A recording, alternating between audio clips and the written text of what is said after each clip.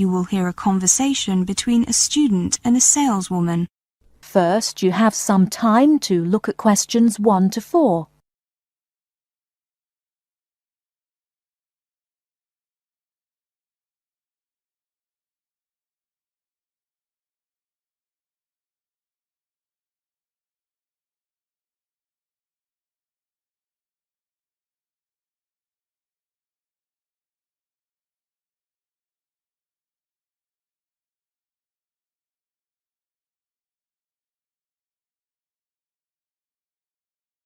Listen carefully and answer questions 1 to 4. Hello, my name is Garcia. I phoned earlier about finding accommodation. Ah, yes, Mr. Garcia. I took your call. Please take a seat. You said on the phone that you are studying at the university. That's right. I'm currently in University Digs, but I have decided to move out. May I ask why? Well, the accommodation itself is fine, very nice in fact. But it's catered accommodation, and I find having to have my meals at fixed times somewhat restrictive. I tried to get into self-catering accommodation, but there's very little of that available, and as I will be a second-year student next academic year, I wasn't given a place. I see. We have many students coming to us who are in the same situation. Do you intend to live alone or share with someone? I have 2 friends, from Spain and from Colombia, who would like to share with me. We thought it would be a good idea to rent a small house together. Does that sound sensible to you? Sure. In fact, I recommend it. Where are you from, Mr. Garcia? I'm from Mexico. Really? I went there on holiday last year. Lovely. So, you're looking for a 3-bedroom house? How about a flat? Would that be okay? Yes, that would be fine too. But if the rents are roughly the same, we'd prefer a house with a small garden, just somewhere where we can sit outside in the sunshine. Of course. We do have houses, but more flats are available at the moment. Is there any particular area you'd like to live in? Obviously, we'd like to be close to the university if possible, but not too close. My experience is that people living in the proximity of the uni tend to get a lot of people dropping in. We'd like to avoid that. I understand. Places further from the uni are also a little cheaper in general. Before you hear the rest of the conversation, you have some time to look at questions 5 to 10.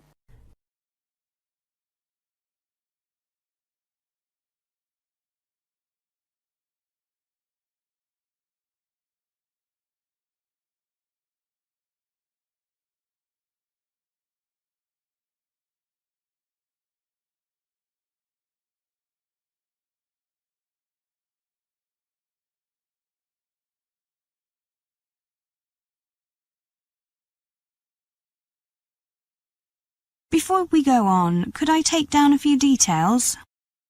Of course. My full name is Manuel Garcia. I currently live at 35C Campus Lane. Thank you. And your telephone number and email address?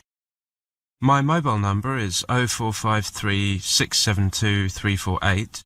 My email address is garcianuk@email.uk. How old are you and your future housemates? I'm 19. My friends are 19 and 20. And are you all male? Yes. Smokers? No. Okay, how much would you be prepared to pay altogether? We heard that £200 to £250 a month would be possible. Yes, that's about right. Accommodation in this town is below the average for the country as a whole. I'd recommend something closer to £250, since the lower paid accommodation can be rather poor quality. Yes, it's important to feel good in a home. We intend to move in at the beginning of July. We've all got placements over the summer holiday. That's good. A lot of landlords will offer a small discount if they know that you'll be there throughout the year. I think we'll find something decent for around £230 a month. I should point out that utilities are not included. I understand. We expected that. By the way, we understand that you will charge us a fee for arranging accommodation. Is that correct? Yes, it is. We charge you half a month's rent and the landlord half a month's rent. That includes the cost of drawing up a rental agreement.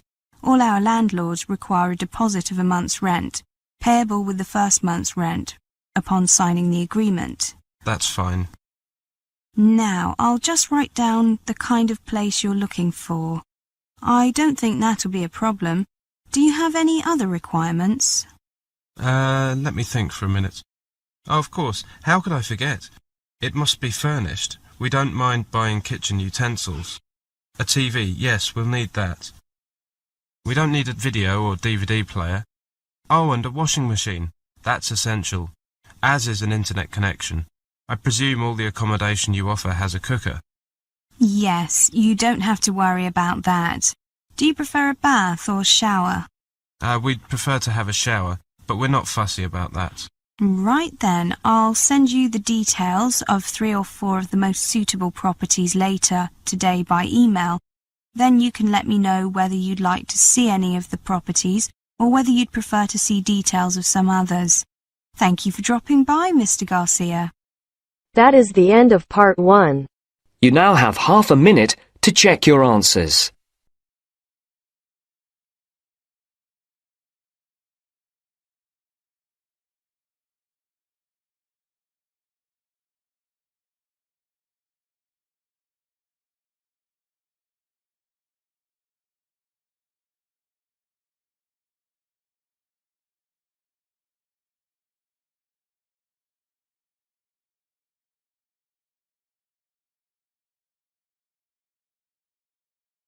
Now turns to part 2. You will hear a conversation between an interviewer and an interviewee. First, you have some time to look at questions 11 to 13.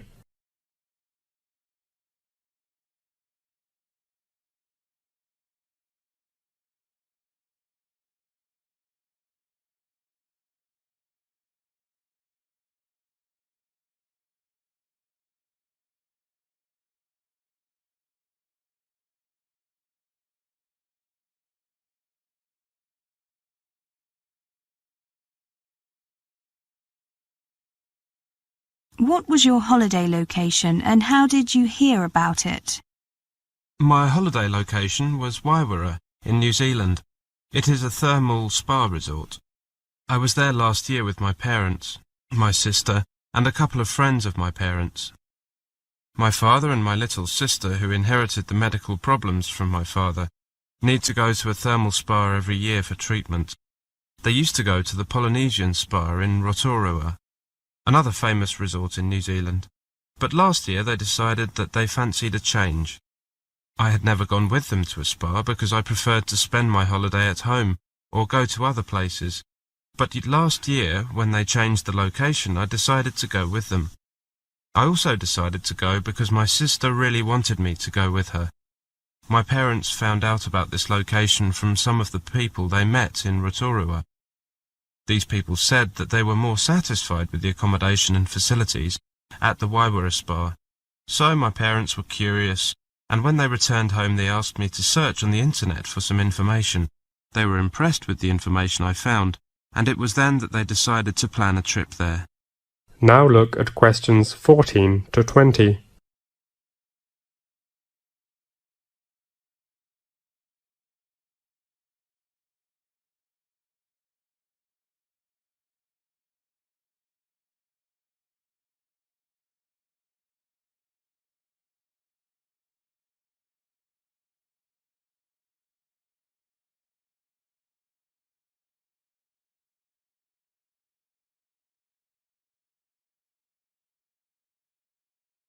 So you went with your family and your parents' friends?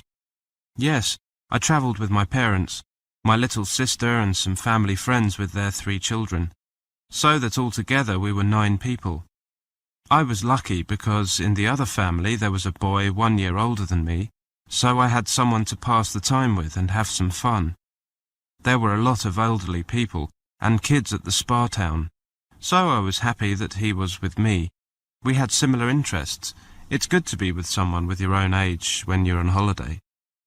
How much time did you spend finding out information about this spa? I didn't spend so much time searching for the information because the spa has a website that was easy to find. We wanted some more information that wasn't on the website, particularly about how to get there. But we went to a travel agency and they gave us the information that we didn't have and made the reservations for all of us. Can you tell us the thing you like most at the spa? There were so many things that I liked there. I especially liked the accommodation. We stayed at the Waibara Holiday Inn, which is situated right on the beach. It offers spectacular sea views. I think that I'll never forget it. Were there any things that you were not satisfied with? I think that the bad side of this vacation was that there were so many old people and many children. Luckily, there were some play areas for children, and they stayed there most of the time. How was your room? Did you have everything you needed? Yes, we had everything we needed. Everything was comfortable and the conditions were great, so I have nothing to complain about. Did you make any new friends? Are you still in touch? Everyone was very gentle and warm. They really made a good impression. When we needed some help, they were very helpful and I felt great. I'm still in touch with the son of my parents' friends. How did you spend your time? Did you participate in any recreational activities? I don't have any medical problems like my father and sister, but I still went to the thermal spa. There were a lot of recreational activities to enjoy if we wanted. For example, I played golf because there was a mini golf course. Basketball and volleyball were also available, but we couldn't get enough people together for 2 proper teams. I also went to swim and I also went scuba diving on the reef, not far from the hotel. There was a small group of us with an instructor. It was truly amazing. I cannot describe in words how I felt down there. It was like I was in paradise. That is the end of part 2. You now have half a minute to check your answers.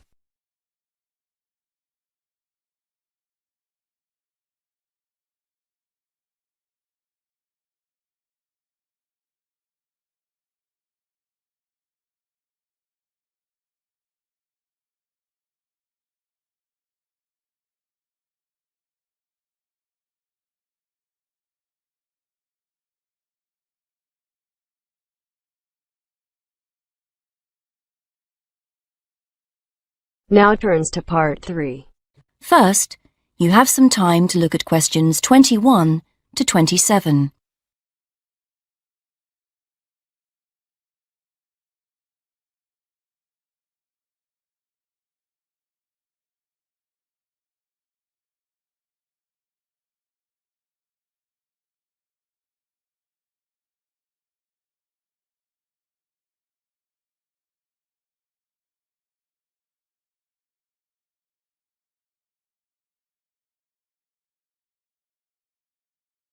Now listen carefully. So you've all told me that you have been having difficulties with taking part in seminar discussions. I've invited you here to see if we can come up with some suggestions and solutions. Sometimes talking about these things can be helpful. Mika, you said that you think speaking and listening abilities are related. Yes, it was really difficult because basically I wasn't good at listening during discussions. You know, you need to understand what is going on, so if you miss some things that people say, it's very difficult to catch up with the topic. Also, when the tutor asked me a question, sometimes I couldn't understand the question and I was answering by making a guess about what he was asking. Usually, the result was that he said something like, "I think you didn't understand my question," which was quite embarrassing for me. Martina, have you personally had many difficulties taking part in discussions? Oh yes, definitely. Especially in the very beginning of the course. In terms of speaking, I think I feel that the students, when they talk in class, there is no end to the conversation. They sometimes talk continuously regardless of whether you raise a hand. However, they will usually stop and let you speak if you just interrupt someone.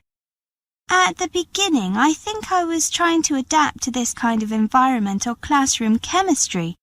It was also difficult because of my language ability. At the beginning, students, especially native speaker students, well, their English is Well, I don't need to comment about their English, but the speed and the fluency of their English made interaction or interruption, very difficult for students like me, like us, non-native speakers.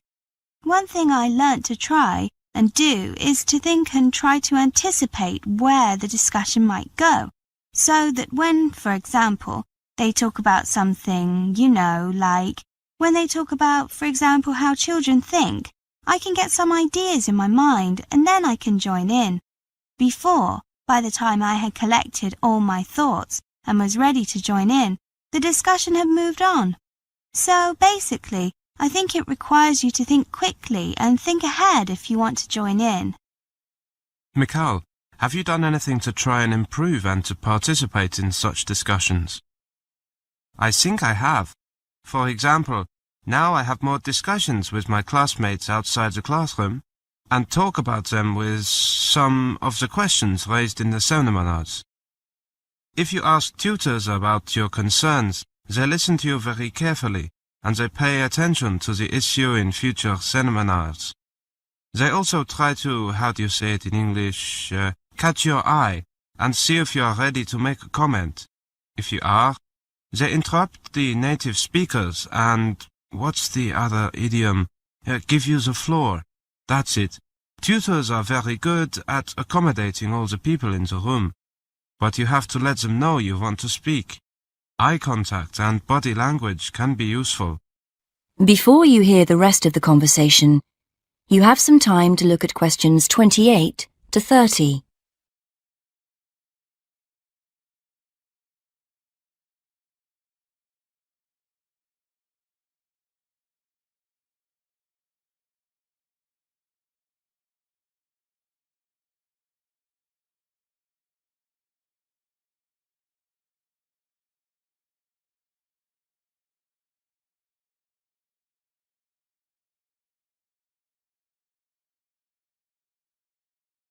Martina, with regards to speaking in discussions, what advice would you give to another student coming to study in England? Be polite when you discuss something or argue something. Don't be aggressive. Just be polite and argue in a polite way. And if you say something wrong, just admit it. English students don't mind if you make a mistake, and you should admit it and then continue the argument or discussion.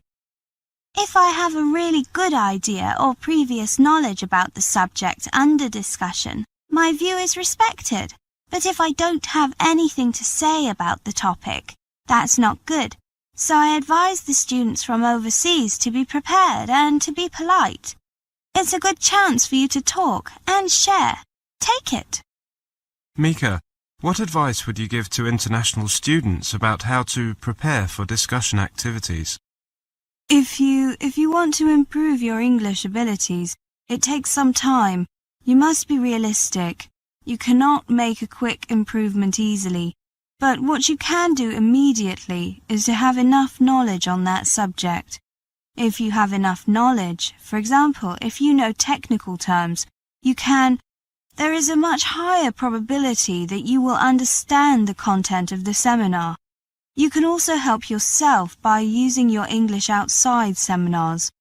If you make some friends from your seminar groups, you will also find that they like to discuss topics with you in the seminars. So that's the advice I would give. I agree with Martina about being prepared before the discussion. I find that English students are very interested in how things are done or tackled in other countries. However, they can be impatient if you take too long to express yourself. Well, thank you very much. I hope that's given you a few ideas. Now, there is something else I can suggest. That is the end of part 3. You now have half a minute to check your answers.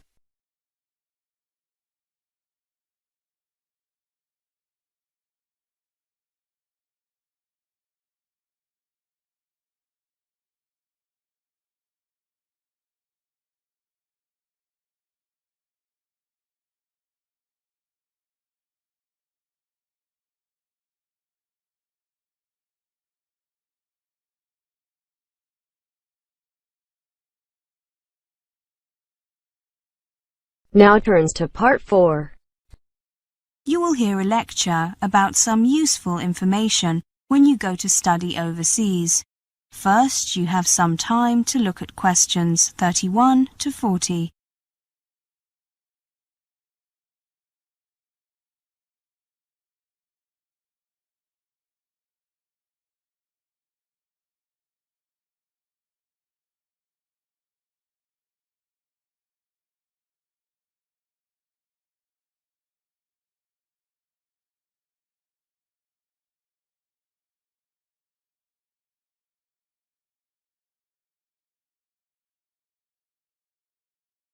Now listen carefully and answer questions 31 to 40. Hello everybody, and thank you for coming. I know that you're all very busy at this time, but I hope that by coming to this talk, you'll at least get some useful information for when you go to study overseas. Well, today I want to talk about the effect of cultural background on learning style. That is, how a learner's culture might impact on his or her approach to study. I want to begin by looking at some basic cultural values and how these affect teaching and learning. I'll then go on to present evidence which shows that approaches to learning which are acceptable in one culture may not be acceptable in another. If you have any questions, I'd be happy to answer them at the end of the talk. Now, I want to start by introducing the two concepts. They are actually contrasting concepts. These are conserving and extending cultures. What do these terms mean? Experts have categorized cultures as being either basically conserving or extending in their attitude to the transmission of knowledge. Let me give you an example to try to make this clear. A good example of a conserving cultural attitude is demonstrated by most Arabic cultures. Here there is the requirement to learn the Holy Book, the Quran, by heart. This demands a huge effort of memorization, as you can imagine. The way the Quran is learnt impacts on the way other subjects are learnt generally. It might also have an effect on learners' perception of what constitutes an acceptable teaching style.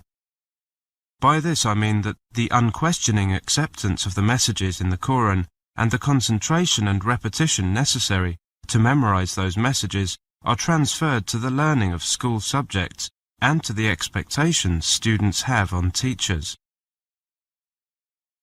That's Arab culture. Let's turn now to Chinese culture. There is evidence to suggest that Chinese culture is conserving in nature. For example, keeping quiet in the classroom, listening to the teacher, not talking to other students, not interacting. These tend to characterize the Chinese classroom. As a result, Chinese learners do not develop argumentation skills as quickly as their American counterparts. American students tend to be actively encouraged to question their teachers, their materials, and to interact with other classmates. However, I have to say, in the interests of balance, that Chinese students tend to work with greater concentration. But this is not the point I'm trying to make. The point is that some cultures display a conserving attitude to teaching and learning, while others display a more extending attitude to learning. Now, the memorization and non-interactive styles of learning encouraged, for example, in Arab and Chinese cultures, may disadvantage learners, at least initially, when they progress from secondary school to university. Why is this?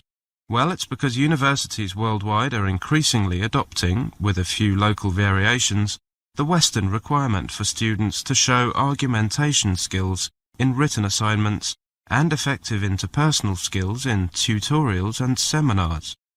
In other words, the world model for university teaching and learning is now the Western model, the interactive model, if you like. Now, of course, students from conserving backgrounds who go on to study in an extending culture will obviously need to adapt to a different learning style to accommodate to the new conditions.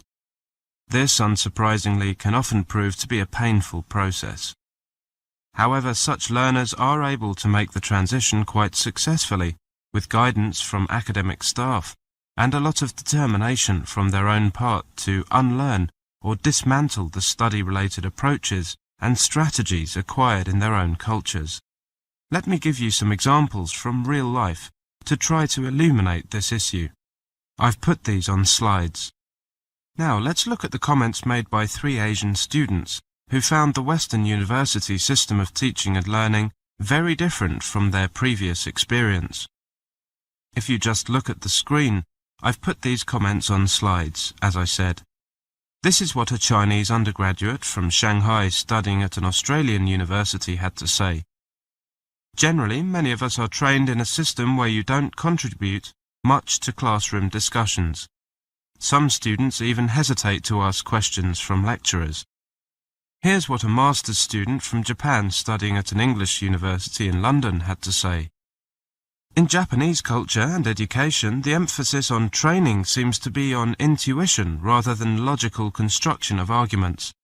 This makes it much harder to study at my British university. Finally, let's take a look at the comments by an Indian research student studying at an American university. One problem was getting used to the American system, where a student is expected to find out for herself or himself the requirements and facilities of the university. This contrasts with the system at home, whereby a person, generally the lecturer or supervisor, is responsible for the needs of the student. To sum up then, there is certainly evidence to show that the cultural values of a society affect the way that society's educational institutions function and how the teaching in them is carried out. While ensuring the continuation of cultural identity and solidarity, the existence of culturally determined patterns of teaching and learning means that individual learning style, the way a learner would prefer to learn, is largely ignored in classrooms around the world. Well, that's all I want to say for the moment. I hope you'll find what I've said interesting and useful when you go overseas to study. Are there any questions? That is the end of part 4. You now have half a minute to check your answers.